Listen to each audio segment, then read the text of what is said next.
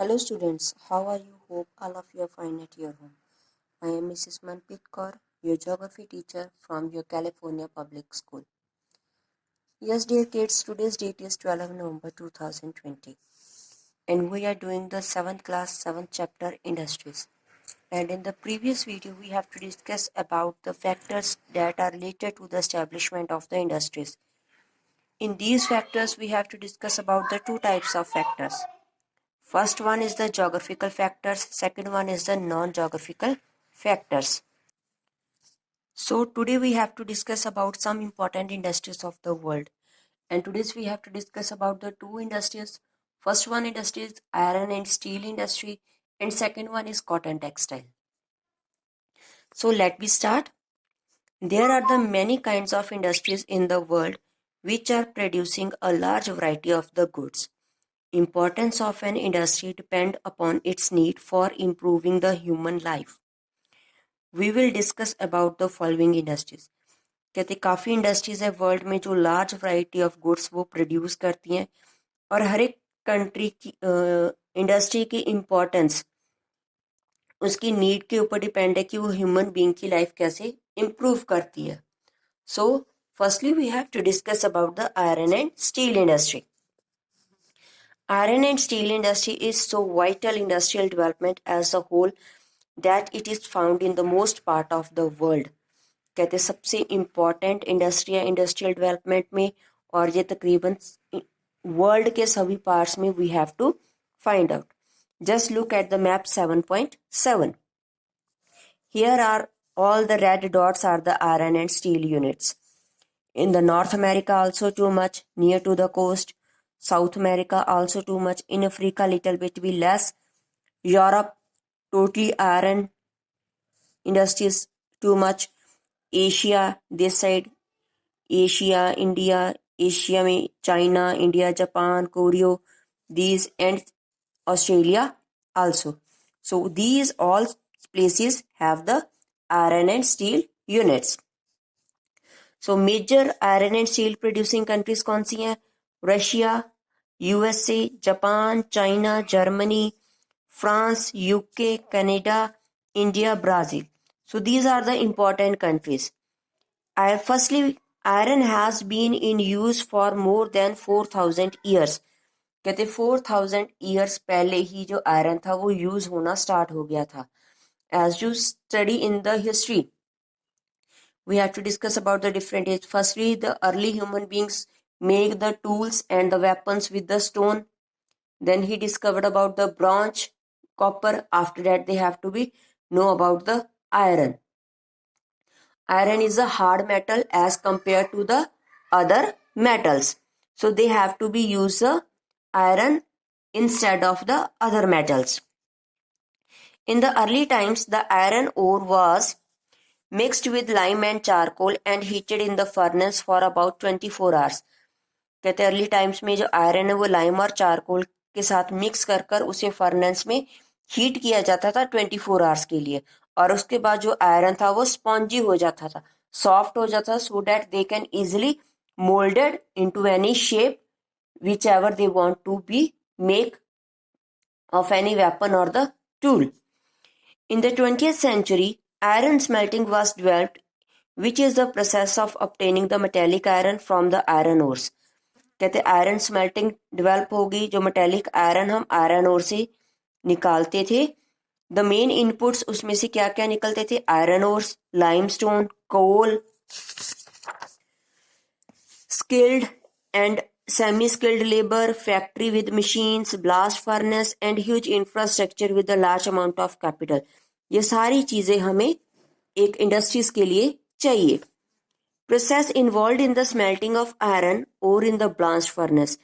कहते smelting of iron को melt करने का जो प्रोसेस था वो ब्लास्ट फर्नेस में किया जाता था और जो उसका एंड प्रोडक्ट होता था रिफाइन करने के बाद आयरन ओर का, उसे हम कहते थे स्टील, जो वाइडली यूज होती है अदर इंडस्ट्रीज में as a raw material.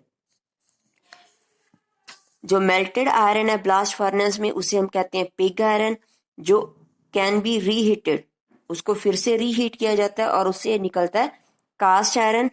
When the pig iron is heated for removing the impurities, कहते जब पिग आयरन को हीट कर उसमें से इम्प्योरिटीज रिमूव करती है, स्पेशली कार्बन, तो उसे हम कहते हैं wrought iron. The wrought iron is purer, therefore tougher than the cast iron. कहते कास्ट आयरन से ज्यादा टफर होता है, हार्ड होता है little bit. Next is steel. Steel is made by heating the pure iron and adding controlled amount of carbon and ferroalloys. Ferroalloys कौन कौन से metals है? Nickel, chromium, vanadium. These are some metals that we have to add with carbon to make the steel. Steel बनाने के लिए we have to use it. According to the specific use which the steel is being made, steel is thus hard, strong and flexible. कहते उसके बाद जो steel है वो hard भी होती है, स्ट्रॉन्ग मजबूत होती है और फ्लेक्सिबल होती है. We can easily mould into any shape. Steel में 0.4% कार्बन होता है, is twice as strong as pure iron. Pure iron से ज्यादा ट्वाइस स्ट्रॉन्ग होता है. As the carbon content increase, जैसे जैसे कार्बन कंटेंट उसमें इंक्रीज होगा, जो हार्डनेस है वो तो इंक्रीज हो जाएगी, बट उसकी जो स्ट्रेंथ है वो डिक्रीज हो जाएगी. उसमें जल्दी से क्रैक्स पड़ने स्टार्ट हो जाएंगे स्टील में. In the early 19th century, the ability of raw material, power supply and water supply were the deciding factors for the location of iron and steel industries. कहते raw material, power supply, water supply, ये सारे main factors थे जो iron और steel mills लगाने के लिए होते थे.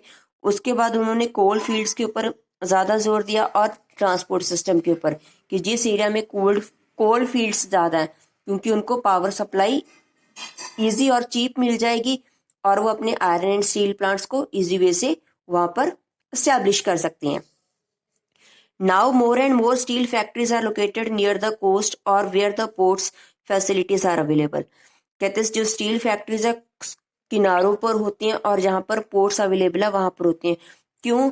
क्योंकि चीज़ों को इंपोर्ट करना, दूसरी कंट्रीज में स्टील प्लांट्स के जो प्रोडक्ट्स बने उनको इंपोर्ट करना, water transport is the cheapest transport among the other transports. दूसरे ट्रांसपोर्ट्स में से जो वाटर ट्रांसपोर्ट है वो सबसे चीपेस्ट है, सबसे सस्ता पड़ता है.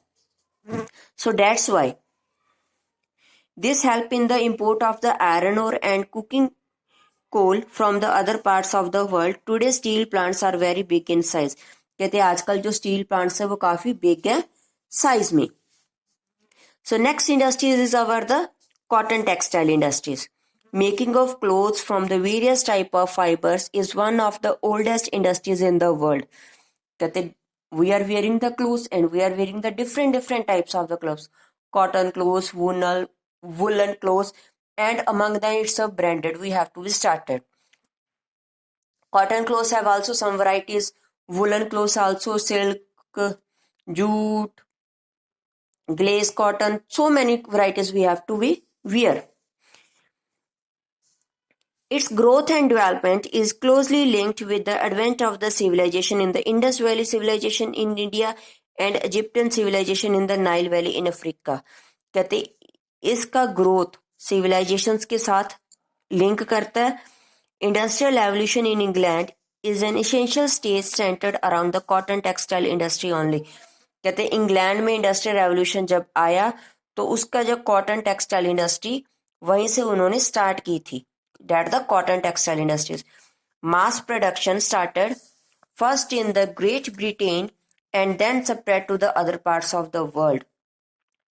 कहते हैं सबसे पहले जब प्रोडक्शन से स्टार्ट हुई थी ग्रेट ब्रिटेन में, फिर वो धीरे धीरे वर्ल्ड के दूसरे पार्ट्स में स्प्रेड आउट होनी स्टार्ट हो गई. Different fibres use to make clothes. कहते हैं डिफरेंट फाइबर्स हम यूज करते हैं. Cotton, jute, flax, silk, rayon, nylon, polyester. These are some fibres that we have to use to make the clothes, जो clothes बनाने के लिए हम यूज करते हैं. Jute fibres are the basic raw material for the textile industries. कहते basic raw material क्या है? Jute fibres. These can be natural. जैसे नेचुरल कौन कौन से हैं? Cotton, jute, flax, wool, silk.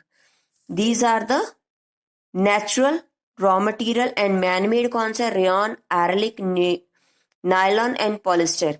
These are the man made fibres, जो man के द्वारा बनाए जाते हैं.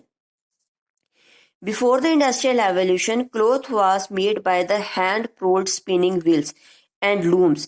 कहते इंडस्ट्रियल रेवोल्यूशन आने से पहले जो कपड़ा था वो हाथों से बुना जाता था, ठीक है। स्पिनिंग रोल्स व्हील्स के दौरान उसको आगे पहले थ्रेड बनाते थे, थ्रेड बनाने के बाद उसको आगे बुना जाता था। The power looms were first used in England. कहते पावर लूम मशीन है जिसमें आगे थ्रेड से कपड़ा बनता है, बिजली से चलती थी सबसे पहले। That we have to start in the England. Important producers of the cotton textile in the world में कौन से? India, China, Japan, USA, Russia, Brazil, Italy, UK. These are the main cotton textile industries producer. So, what we have to discuss today's video? Two industries, iron and steel industry. Second one is the cotton textile industry. Hope all of you have listened the video carefully, watched the video carefully, and do the assignment related to this video. So take care. Bye bye.